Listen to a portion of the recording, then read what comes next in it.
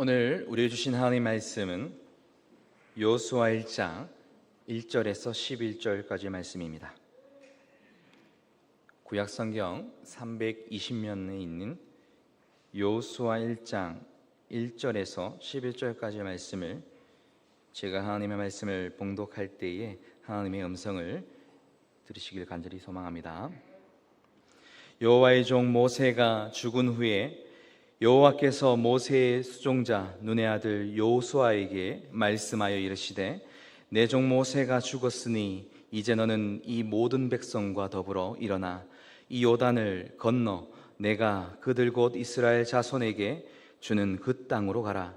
내가 모세에게 말한 바와 같이 너희 발바닥으로 밟는 곳은 모두 내가 너희에게 주었노니 곧 광야와 이 레바논에서부터 큰 강 곧 유브라데 강까지 해쪽석의 온 땅과 해지는 쪽 대까지 너희의 영토가 되리라. 내 평생에 너를 능히 대적할 자가 없으리니 내가 모세와 함께 있었던 것 같이 너희와 함께 있을 것임이니라. 내가 너를 떠나지 아니하며 버리지 아니하리니 강하고 담대하라. 너는 내가 그들의 조상에게 맹세하여 그들에게 주리라 한 땅을 이 백성에게 차지하게 하리라. 오직 강하고 극히 담대하여 나의 종 모세가 내게 명령한 그 율법을 다 지켜 행하고 우로나 좌로나 치우치지 말라. 그리하면 어디로 가든지 형통하리니 이 율법책을 내 입에서 떠나지 말게 하며 주야로 그것을 묵상하여 그 안에 기록된 대로 다 지켜 행하라. 그리하면 내 길이 평탄하게 될 것이며 네가 형통하리라. 내가 네게 명령한 것이 아니냐. 강하고 담대하라. 두려워하지 말며 놀라지 말라. 네가 어디로 가든지 내 하나님 여호와가 너희와 함께 하느니라 하시니라. 이에 여호수아가 그 백성의 관리들에게 명령하여 이르되 진중에 두루 다니며 그 백성에게 명령하여 이르기를 양식을 준비하라. 사흘 안에 너희가 이 요단을 건너 너희의 하나님 여호와께서 너희에게 주사 차지하게 하시는 땅을 차지하기 위하여 들어갈 것임이니라 하라. 아멘. 안녕하세요.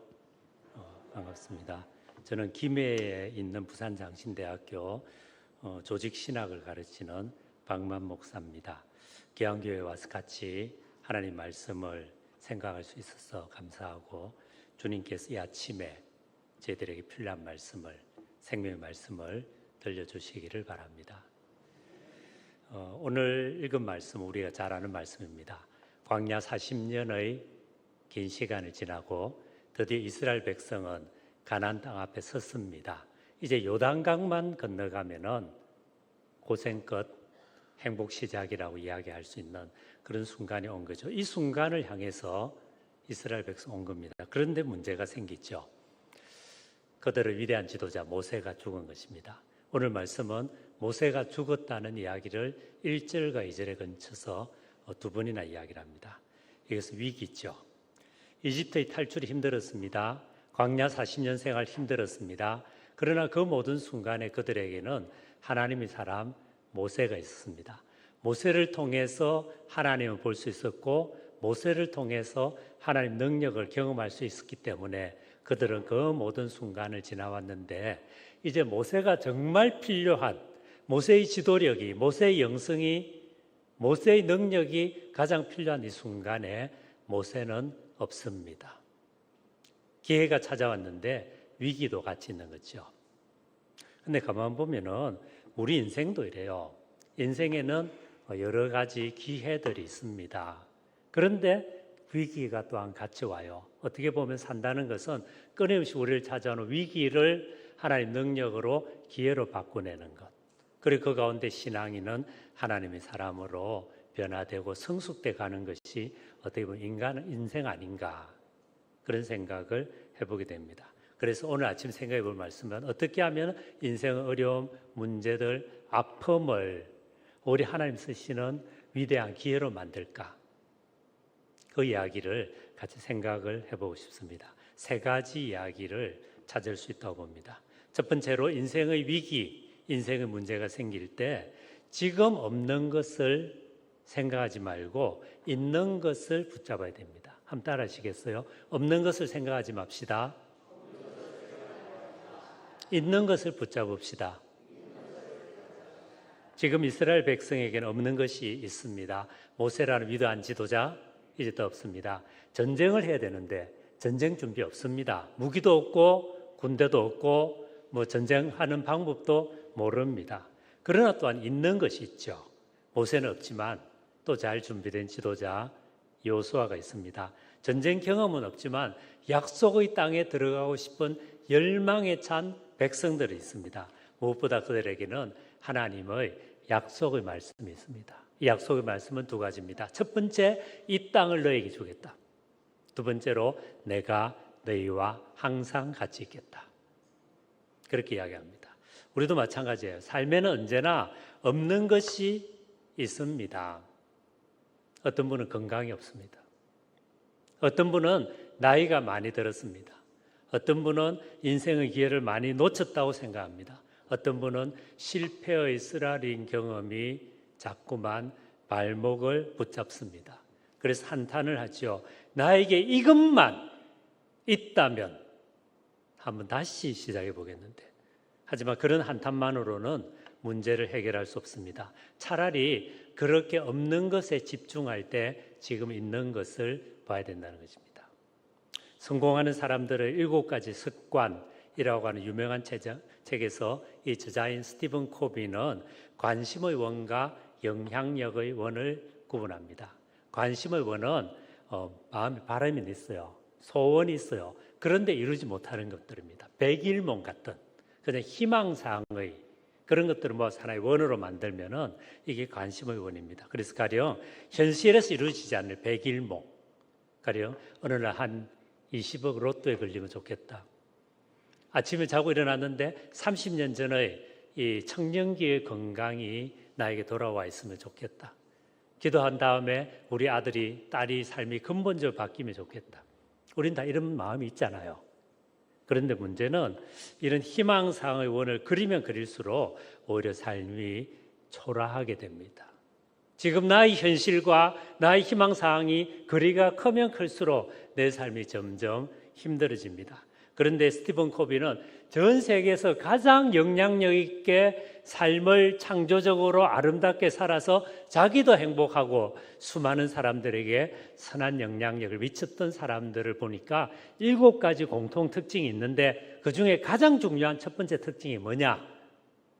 관심의 원에 집중하기보다 영향력의 원에 집중하더라는 겁니다. 영향력의 원은 뭐냐면 지금 내가 바꿀 수 있는 겁니다. 지금 내가 할 수 있는 것입니다. 지금 내가 해서 아주 조금의 변화라도 가져올 수 있는 것입니다. 그래서 지금 건강해지면 좋겠다. 여기에 머무르면은 그건 관심의 원이지만 아침에 20분씩 운동하는 것, 음식을 좀 제대로 잘 챙겨 먹는 것, 그리고 저축하는 것. 지금 내가 할 수 있는 조그만 것들을 쌓아서 결국은 지금 있는 것에 집중한 그 사람들이 결국은 가장 효율적으로 인생을 결국 살아내더라. 그런 이야기를 합니다. 다르게 표현하면 지금 없는 것을 가지고 한탄할 그 시간에 지금 있는 것에 집중해야 된다는 것입니다. 무엇보다 우리에게는 있는 것이 있습니다. 하나님 말씀이 있습니다. 인생에서 정말 중요한 것은 나에게 일어난 일이 우리 인생을 만드는 것이 아니고 일어난 일에 대해서 내가 어떻게 응답하느냐, 그걸 어떻게 이해하고 어떻게 해석하고 어떻게 응답하느냐가 결국 우리 인생을 만들기 때문입니다. 인생은 해석이에요. 그리고 해석이 많은 것을 바꾸냅니다. 어떤 여자아이가 있었습니다. 어릴 때 눈에 문제가 생겨서 병원을 갔는데 치료가 잘못되어서 생후 6개월 만에 실명이 됐습니다. 어릴 때는 별 문제가 없었습니다. 그러나 사춘기가 되고 자아가 생기고 자기 인생을 돌아보니 너무나 비참해서 죽고 싶었습니다. 그래서 몇 번이나 자살을 생각을 했습니다. 이런 그녀에게 누군가 맹인들이 보는 점자로 된 성경을 줬습니다. 점자로 된 성경을 손을 더듬어가면서 읽는 가운데, 하나님 말씀 읽는 가운데 하나님의 말씀이 그에게 들렸습니다. 하나님의 은혜를 체험하게 됩니다. 하나님 안에서 살게 됩니다. 그러면서 어느 날 그는 무릎을 꿇고 이렇게 기도합니다. 하나님, 나는 어린 처녀아이에 불과합니다. 공부도 제대로 못했습니다. 집도 가난합니다. 할 수 있는 것이 없습니다. 없는 것이 너무 많습니다. 이런 저도 그럼에도 불구하고 인생을 잘 살고 싶은데 어떻게 하면 좋겠습니까?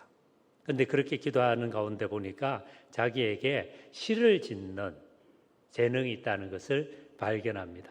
그래서부터 그녀는 일생 하나님 향해서 8,000편의 찬양시를 적습니다.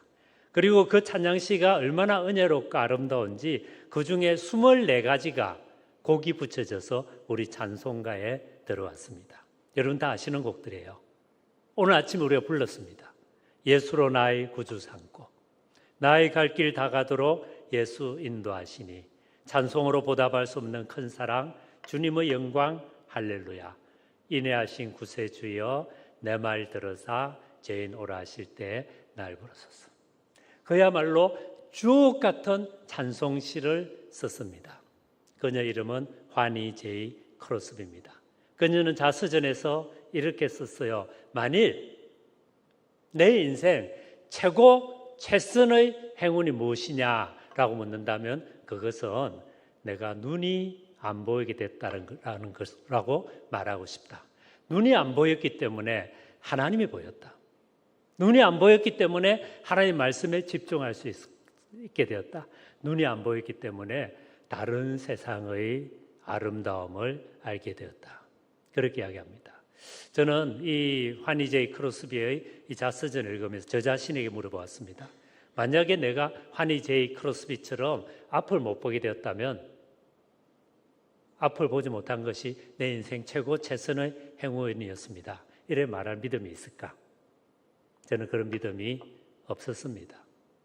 여러분 어떻습니까? 그러나 한 가지는 알 수 있습니다. 무엇입니까? 이 여자분은 세상 사람들이, 보통 사람들이 알지 못하는 가장 깊은 하나님의 은혜의 세계를, 하나님 놀라운 영적 세계를 우리 가운데 있지만 대부분의 경우 우리가 보지 못하고 그냥 넘어가는 위대한 차원을 본 사람입니다. 그래서 이제 오늘날 우리는 그녀를 그저 한 명의 불쌍했던 맹인이 아니라 하나님의 영감에 붙잡혀서 아름답게 일생을 성공적으로 살아갔던 하나님의 사람으로 그녀를 기억합니다. 만일 환희 제이 크로스비가 자기에게 없는 것, 앞이 보지 못한다는 것, 가난하다는 것, 여러 가지 인생의 제약이 있다는 거기에 붙잡혀 있다면 그녀의 삶은 일생 힘들었을 것입니다. 그러나 없는 것 아닌 있는 것에 집중했을 때 하나님의 말씀을 붙잡고 하나님의 세계를 붙잡고 자기에게 주어진 재능을 붙잡고 그리고 그것을 성실하게 풀어갔을 때 그녀는 위대한 하나님의 사람이 되었습니다. 우리도 마찬가지죠. 언제나 인생에는 없는 게 있어요. 그러나 따져보면 있는 것도 있습니다. 그래서 count your blessings. 당신이 받은 축복들을 세워보십시오. 그리고 감사하십시오. 그리고 거기서 그것을 가지고 새롭게 시작해 보십시오. 하나님께서 우리를 붙잡고 새롭게 하실 것입니다. 서로 거의 많은 것이 없다 하더라도 적어도 우리에게는 하나님 말씀이 있습니다. 하나님 약속이 있습니다. 세상 끝날까지 함께 하시겠다는 약속, 하나님 나라를 위해 살 때 필요한 것을 채워주시겠다는 약속, 언젠가 우리 삶이 끝날 때 예수의 공로로 영원한 천국으로 이끌어 주시겠다는 약속의 말씀이 있습니다. 이 말씀 붙잡고 지금 있는 것에 감사하면서 다시 한번 인생을 새롭게 출발하는 은혜가 있으시기를 바랍니다. 두 번째로 인생의 어려운 순간, 위기의 순간이 올 때 하나님 말씀을 붙잡고 그것을 입으로 계속 선포하실 수 있길 바랍니다. 오늘 말씀에서 하나님이 여호수아에게 말씀하십니다. 8절에 너는 이 율법책을 너희 입에서 떠나지 말게 하며 주야로 그것을 묵상하여 그 가운데 기록한 대로 다 지켜 행하라. 그리하면 내 길이 평탄하게 될 것이라. 네가 형통하리라. 그렇게 이야기를 하십니다. 하나님 말씀을 가까이 하고 그 말씀을 생각하고 그 말씀을 묵상하고 그 말씀을 푯대 살아 걸어가면 결국 인생이 열리고 평탄하게 되고 형통하게 될 것이라는 것입니다. 여기서 묵상이라고 하는 단어는 히브리어로 하가라는 단어를 쓰는데요. 그 뜻은 소의 되새김질을 의미합니다. 그 소가 음식을 한번 먹으면 하루 6번씩 7번씩 계속 끄집어내서 우물우물 씹죠. 그런 것처럼 말씀을 한번 듣고 혹은 한번 읽을 뿐 아니라 자꾸 끄집어내서 repeat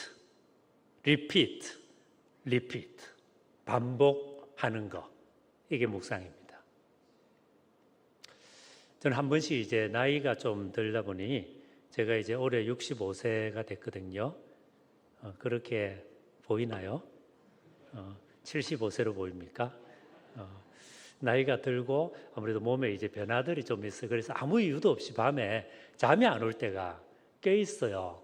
어떤 때는 뭐 1시간, 2시간 잠이 안 와서 뒤척거리는 그런 때가 옵니다. 그래서 이제 얼마 전에 습관을 들였어요. 그럼 여러 가지 생각이 지나잖아요. 뭐 이 생각 저 생각 왔다 갔다 하는데, 그래서 그냥 의도적으로 성경 말씀을 자꾸 이제 암송을 하려고 합니다. 데살로니전서 뭐 가령 5장 13절부터 15절 항상 기뻐하라, 쉬지 말고 기도하라, 범사에 감사하라, 이것이 그리스도 예수 안에서 너희를 향하신 하나님 뜻이니라. 이 말씀을 repeat 합니다. 그런가 하면은 빌립보서 4장 6절 아무것도 염려하지 말고 오직 모든 일에 기도와 간구로 너희 구할 것을 감사함으로 하나님께 아뢰라.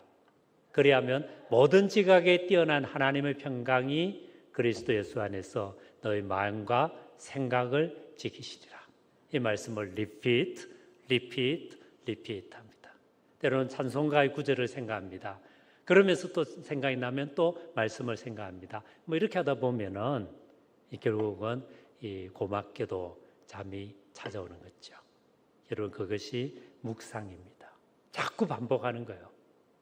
묵상이 여러분 어렵지 않습니다. 이미 우리는 지금까지 살아오면서 묵상을 많이 해왔습니다. 근데 문제는 뭐냐면은 엉뚱한 걸 묵상하는 거죠. 우리는 걱정거리를 묵상합니다. 몸이 아픈데 어떡하지? 노후 준비가 안 돼 있는데 어떡하지? 우리 자녀들 어떡하지? 경제가 어렵다는데 어떡하지? 걱정거리 많이 묵상합니다. 그런가 분노도 묵상합니다. 남편에 대한 분노, 아내에 대한 분노, 자녀에 대한 실망, 사람들이 나에게 힘들게 했던 그 순간에 대한 어떤 것, 분노도 묵상합니다. 인생의 좌절감과 절망도 실패도 묵상합니다. 그러다 보니 힘이 없는 거예요. 인생이 재미가 없는 거예요. 행복하지 않는 겁니다. 그래서 오늘 하나님께서 말씀하시는 겁니다. 말씀을 묵상하라. 너에게 준 말씀을 묵상하라. 이 말씀을 반복하라. 그리고 이 말씀을 지키며 살라. 그러면 결국은 형통하게 될 것이다. 너의 길이 평탄할 것이다. 그렇게 말씀하시는 겁니다.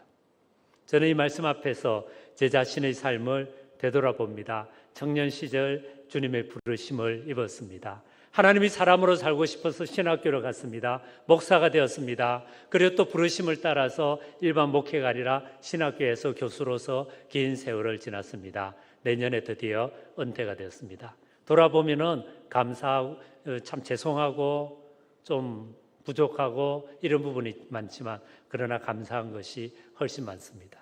그러면서 그 시간을 돌아보면서 잘못한 순간도 많고 실패의 순간도 많고 아쉬운 순간도 많지만 그럼에도 불구하고 삶을 지금까지 이끌어오게 한 것은 청년 시절 제가 CCC라고 하는 선교단체에서 훈련을 받으면서 그때 읽고 암송했고 묵상했고 그리고 지켜보려고 했던 그 말씀들이 저에게 만약 어떤 선한 것, 아름다운 것, 좋은 것이 있다면 그런 것은 전부 다 그 말씀의 결과물이었습니다. 하나님 말씀을 묵상하십시오. 하나님 말씀을 가까이 하십시오. 하나님 말씀을 읽고 듣고 끝내지 말고 반복하십시오.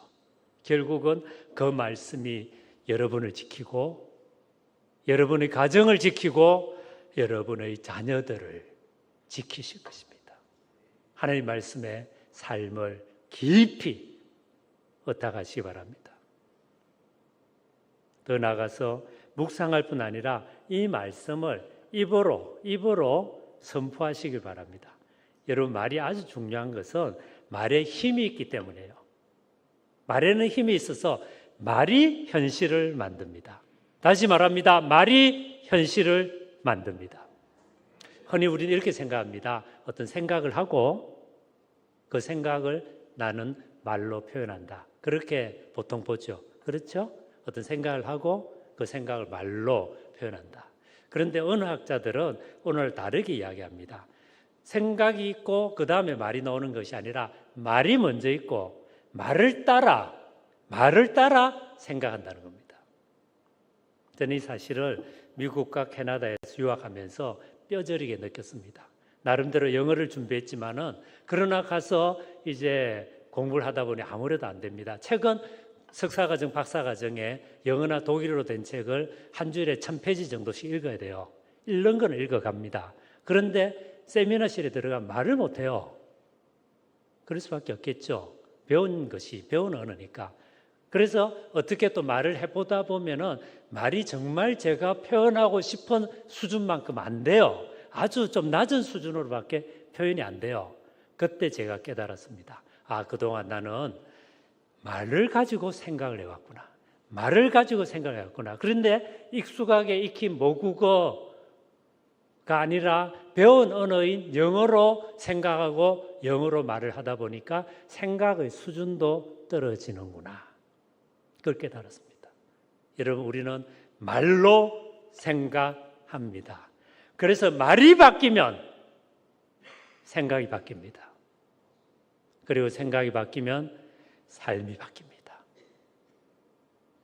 우리가 왜 어릴 때부터 부모님들이 좋은 책 읽으라 그러나요? 결국 그 책 속의 말들이 존재를 바꾸기 때문입니다.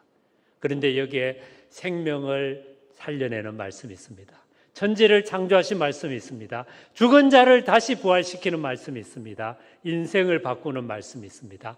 그 말씀을 읽고 묵상하고 선포하고 그 말씀 따라 걸어갈 때 결국 없는 것이 있는 것이 되고 삶이 바뀔 것입니다.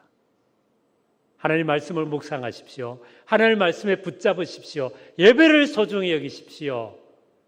성경 읽기를 게을리 하지 마십시오. 그리고 그 말씀에게 우리의 삶을 맡겨가십시다. 하나님께서 그 말씀을 통해서 우리를 새롭게 하실 것입니다. 내가 산을 향하여 눈을 들리라. 나의 도움이 어디에서 올꼬? 나의 도움이 천지를 지으신 여호와에게서로다. 이 축복이 있으시기를 바랍니다. 마지막 세 번째입니다. 제가 세 번째란 말을 말씀드리는 것은 보통 첫째, 둘째, 셋째 이러면 끊임없이 갈 수가 있어요. 그럼 여러분이 이제 도대체 언제 끝나나 이렇게 생각할 수도 있기 때문에 마지막입니다. 저는 이제 좀 농담 삼아 이야기했는데 별로 재미가 없죠. 마지막 세 번째입니다. 세 번째로 인생의 어려움, 인생의 위기가 찾아올 때 해야 할 일이 있습니다. 그것은 성결된 삶을 회복하는 것입니다. 한번 따라 하실래요? 성결된 삶을 회복합시다. 이제 백성들이 요단강을 건너가려고 합니다. 그런데 이제 3장 5절에 보면은 요단강을 건너가기 전에 먼저 해야 할 일이 있습니다. 그것은 자신을 성결하게 하는 일입니다. 3장 5절에 보면은 여호수아가 또 백성에게 이르되 너희는 자신을 성결하게 하라. 여호와께서 내일 기이한 일을 행하시리라. 그렇게 이야기합니다. 실제로 하나님께서는 위에서부터 내려오는 요단강이 멈추게 하십니다. 그리고 이스라엘 백성들은 강물 위를 마치 평지를 걷듯이 지나갑니다. 그런데 이 놀라운 하나님의 구원의 능력에 참여하기 전에 백성들이 할 일이 있습니다. 그것은 자신을 성결하게 하는 것입니다. 그런데 여기서 이제 성결이라고 쓰여졌던 히브리어 단어를 찾아보니 카다시인데, 이 카다시의 뜻은 잘라낸다 그런 뜻입니다. 무슨 말일까요? 우리 삶을 힘들게 하고 지치게 하고 고통에 가지는 불필요한 것들, 없어도 되는 것들, 비본래적인 것들, 그런 것들을 하나씩 정리하라는 것입니다. 여러분, 100m 선수들이 경기장에 있을 때 무거운 외투를 입고 가방을 메고 군화를 신고 뛰는 선수는 없습니다. 배구를 할 때, 농구를 할 때 그런 식으로 하는 선수 없습니다. 최대한 얇은 옷을 입고 최대한 가볍게 그런 어떤 옷을 입고 그렇게 해서 경기에 임합니다. 그런 것처럼 인생이라고 하는 경주도 이제 몸을 좀 가볍게 해서 살아가라는 것입니다. 몇 년 전에 70대 중반의 어느 권사님하고 이런저런 이야기를 하는 중에 이분이 자기 꿈 이야기를 했어요. 꿈속에서 이분이 버스를 타고 갔답니다.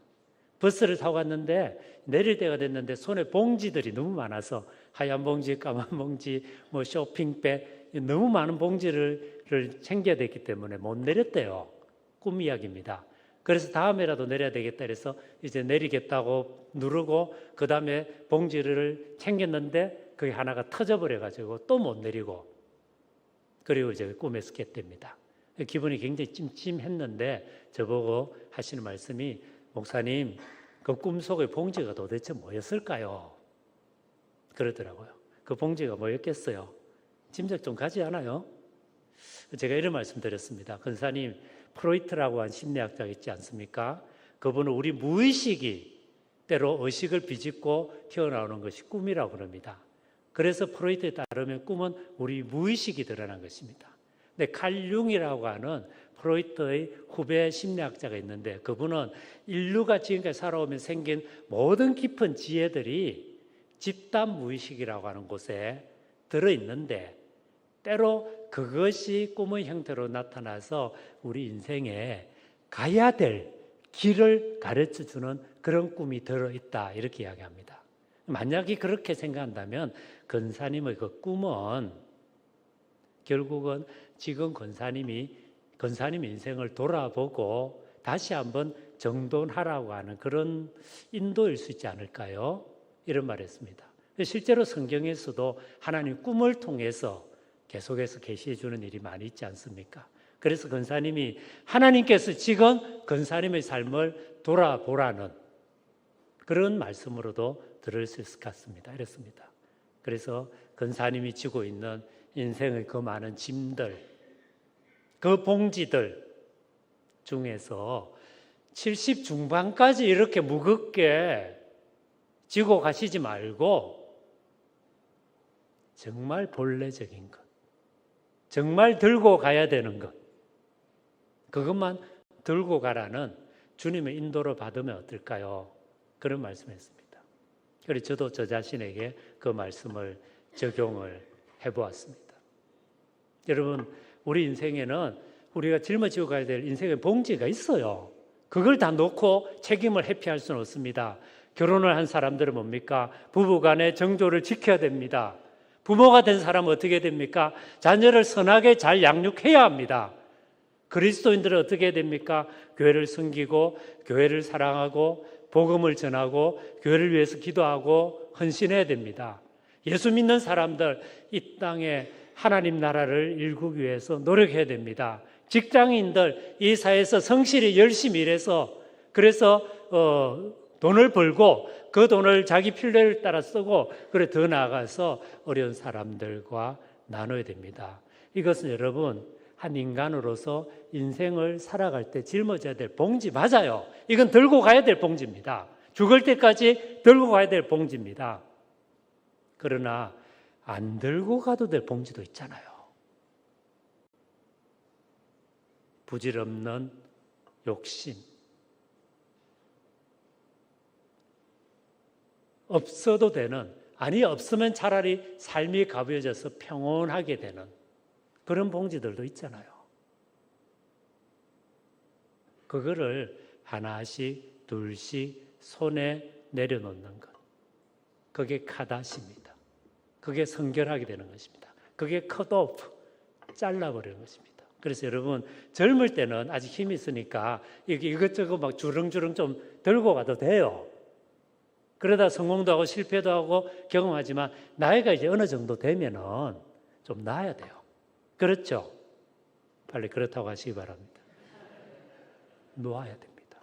그런데 본래적인 것, 정말 중요한 것, 하나님 앞에 부르심을 입어서 들고 와야 될 봉지들이 있습니다.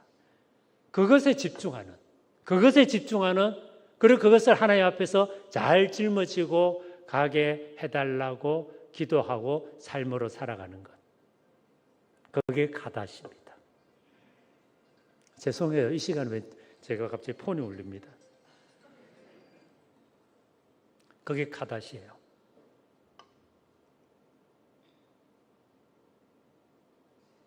로마서 히브리서 12장 1절은 이렇게 말합니다. 이러므로 우리에게 구름같이 둘러싼 허다한 정인들이 있으니 모든 무거운 것과 얼매기 쉬운 죄를 벗어버리고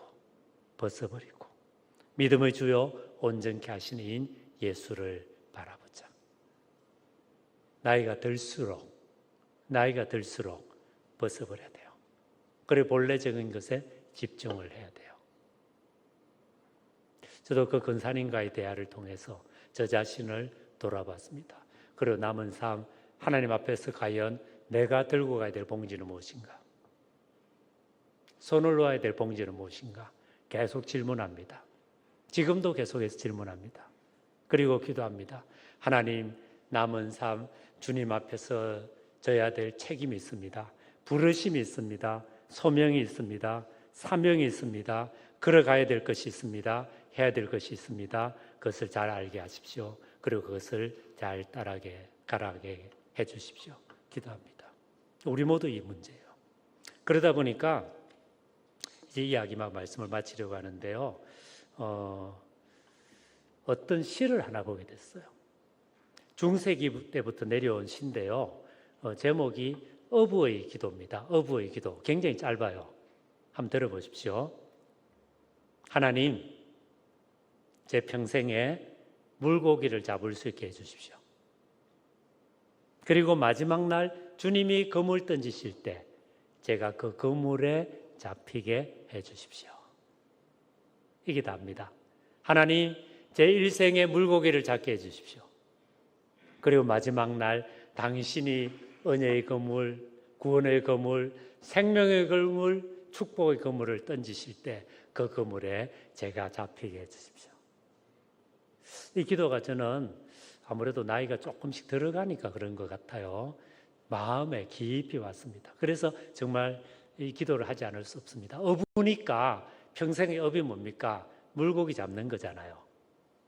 그래서 하나님, 제 평생에 물고기 잘 잡게 해주십시오. 주님 맡기신 이 사명 잘 감당하게 해주십시오. 그리고 마지막 날 당신의 그물에 제가 걸리게 해주십시오. 종말론적인 희망을 말합니다. 우리도 이런 기도를 드려야 될 것입니다. 하나님, 저에게 맡긴 정말 들고 가야 될 본래적인 봉지를 남은 삶 동안 열심히 기쁨으로 잘 들고 가게 없소서. 그리고 삶이 끝나는 날 당신의 그물에 제가 잡히게 없소서. 여러분, 이래서 버릴 거 버리고 정말 핵심적인 걸 붙잡는 이게 카다시입니다. 카다시입니다. 성결하게 하는 것입니다. 우리 남은 삶 이런 축복이 있으시길 바랍니다. 세 가지를 말씀드렸는데요. 없는 것을 생각하지 말고 있는 것에 집중합시다. 하나님 말씀을 가까이 하고 묵상하고 선포하며 말씀을 따라 걸어가 봅시다. 비본래적인 것 떨어버리고 본래적인 것에 집중합시다. 주님께서 우리 마음에 이 말씀을 깊이 심어주시기를 축원합니다. 같이 기도하겠습니다. 우리 각자 자기 귀에 들릴 정도로 기도하겠습니다. 오늘 하나님께서 우리 각자에게 하시는 말씀, 그 말씀을 묵상하면서 기도합니다. 걸어가신 주님, 아침에 성도님들이 모여서 주님 앞에 예배드리고 말씀을 듣고 또 말씀을 따라 살아가기를 원합니다. 주의 성령이 임하여 우리를 새롭게 하시고 말씀이 우리를 변화시키는 은혜와 능력이 임하도록 저를 새롭게 하여 주옵소서.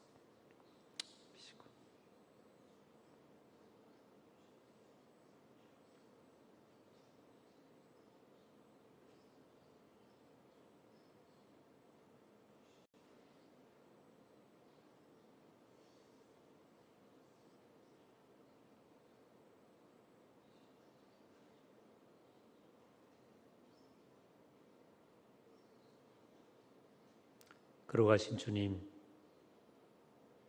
우리 인생에는 삶에는 없는 것이 있습니다. 있는 것도 있습니다. 있는 것을 감사하며 거기에서 출발하고 하나님께서 그걸 통해서 선한 일을 이루시는 것을 보게 하옵소서. 말씀을 붙잡고 말씀을 묵상하고 말씀을 의뢰하고 말씀의 삶을 맡기며 비본래적인 것 하나씩 둘씩 정리하면서 정말 마땅히 주님의 거룩한 소명과 사명에 집중하도록 저희를 새롭게 하여 주옵소서. 예수 그리스도 이름으로 기도드립니다.